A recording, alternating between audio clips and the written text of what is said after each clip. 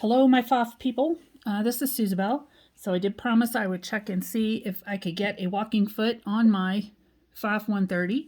This is my Pfaff 130-6, and I've had it for a couple or 3 weeks now. Have sewed a few things on it. The question was last night, why can't I get a walking foot on here? Well, obviously you can. I did it.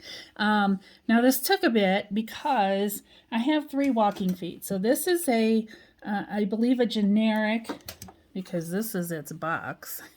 I've had it for 25 years, okay, at least.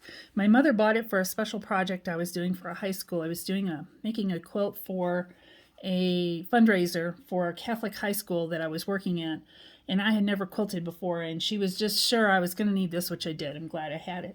So I've had this foot because my son was 4 years old when I made this quilt, and he's now 32. So kind of gives you an idea how old this one is. But it was generic. I do know it cost her a little bit. I don't think it was a $5 item. And it looks like she bought it online, but I can't imagine that 25 years ago. But anyway, that one is the one that's on here.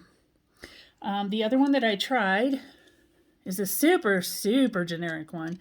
I bought this one also for a special project because I needed the guide. And this one I got on Amazon a couple months ago, maybe 3 months ago. Plastic, and it has the hooked feet on it. And I was able to get this one on here, and I was able to stitch with it. The only complaint I would have, it is the closer together stitch. Even though I haven't changed the stitch length, it doesn't seem to move as well for whatever reason.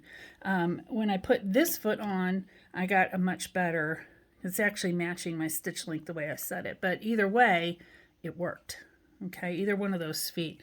So this really generic foot, I think I spent $20 for, worked just fine. I am going to tell you though, if you have one of these on your machine, you know what that is? It's a thread cutter. It goes on your presser foot bar. A lot of machines come with it. I have a hand crank white sitting here next to me. I've had for a few weeks. Got it from my mom, and it has one. You can see it. My Singer 319 has one. My Singer 185 has one. Well, had, because I take them off. I haven't gotten around to doing it with the white yet, or the Singer, and I will, because these things get in the way. And so if you were trying to put this walking foot on here, you wouldn't be able to get it up high enough because this is in the way. These thread cutters were great in theory. They don't work. So you can take them off. Get yourself a pair of pliers and just kind of wiggle, wiggle, wiggle until it comes off. You have to take your presser foot off to slide it off, but get rid of that. If you want to keep it for all posterity, because this one says Pfaff on it, keep it, put it in your little bin, but you don't need it on your machine. And it will keep you from getting a walking foot on, and that's actually how I realized these were a problem, was putting a walking foot on my 185, my Singer 185. So, that being said, I have busted my thread here, and I'm going to rethread so I can show you that it actually works. So give me a second.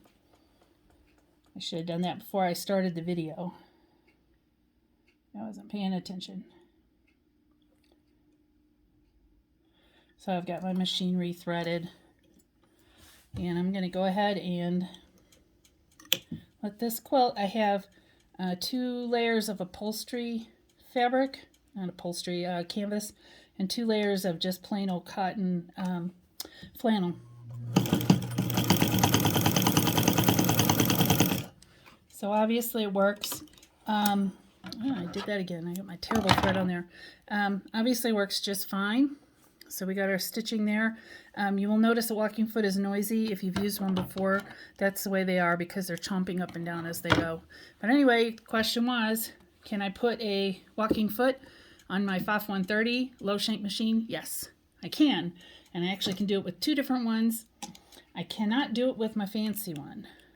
So I have a really nice Singer that I bought at a thrift store for $2.50. Came in a nice little box. It won't fit. And it has the forks, so I'm not sure what the difference is between these forks, but they won't go in. This one that's on it This older one doesn't have a fork, it just has a peg. And so I think that may have been why this one was so much easier to get on there. But obviously it works. So there you go, it works.